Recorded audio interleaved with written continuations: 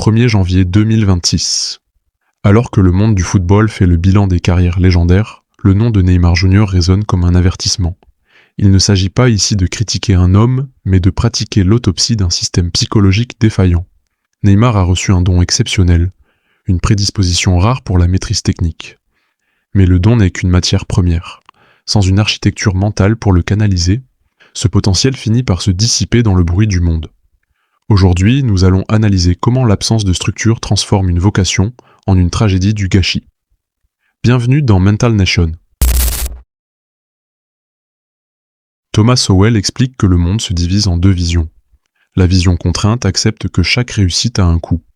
Pour être souverain sur le terrain pendant 15 ans, il faut sacrifier le confort de l'instant. Neymar a vécu dans la vision non contrainte. Il a cru qu'il était l'élu, celui qui pouvait ignorer les lois de la biologie et de la discipline. Pour lui, le succès devait être un état permanent sans arbitrage. Il a voulu la gloire du champion sans le renoncement de l'ascète. Mais la réalité est implacable. Chaque blessure n'était pas un accident, mais le résultat d'un choix. En refusant la contrainte de la discipline, il a rendu son architecture physique vulnérable. Il a choisi la gratification immédiate et il a perdu la souveraineté durable. Le talent sans arbitrage n'est qu'une dette contractée auprès du temps, et le temps finit toujours par réclamer son dû. Psychologiquement, Neymar illustre ce que nous appelons le puer aeternus, l'enfant éternel. C'est la psychologie de celui qui refuse de passer par le rite de la maturité, celui qui refuse de devenir son propre architecte.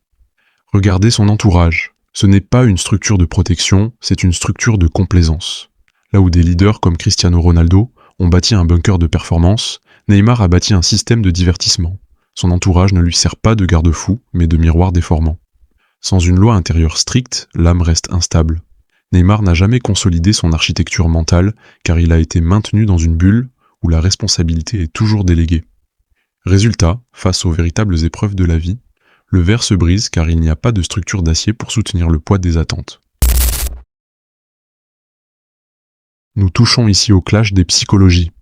La vraie spiritualité du sportif réside dans la quête de la vérité technique et de l'excellence intérieure. C'est un chemin de dépouillement. Neymar, lui, a glissé vers une fausse spiritualité, l'idolâtrie du paraître. Il a remplacé la maîtrise par le message, l'entraînement par l'image. Quand votre valeur ne dépend plus de votre niveau de jeu, mais de votre influence sociale, vous entrez dans une déchéance structurelle. Le lifestyle est une illusion qui demande toujours plus d'énergie et qui ne nourrit jamais l'âme. Neymar a délaissé sa vocation profonde pour adorer le reflet de son propre succès. Le résultat est une faillite métaphysique. On ne peut pas diriger un empire intérieur si l'on est l'esclave de l'approbation extérieure. La leçon que nous laisse Neymar est claire. Le talent ne vous sauvera pas. Au contraire, il peut vous perdre s'il ne rencontre pas une structure pour le contenir. Potentiel foi, structure égale réalité. Si votre structure est faible, votre réalité s'effondrera, peu importe la grandeur de votre potentiel. Ne soyez pas les spectateurs de ce gâchis. Analysez votre propre vie. Où sont vos fissures? Où avez-vous refusé la discipline pour le plaisir éphémère? Si vous voulez éviter de devenir un talent brisé, vous devez devenir l'architecte de votre propre âme. Ma méthode, rebâtir ton âme, est faite pour ceux qui veulent transformer leur potentiel en une forteresse inébranlable. Ne laissez pas votre vie s'évaporer. Construisez vos fondations. Abonnez-vous à Mental Nation. Prenez le contrôle. Bâtissez-vous.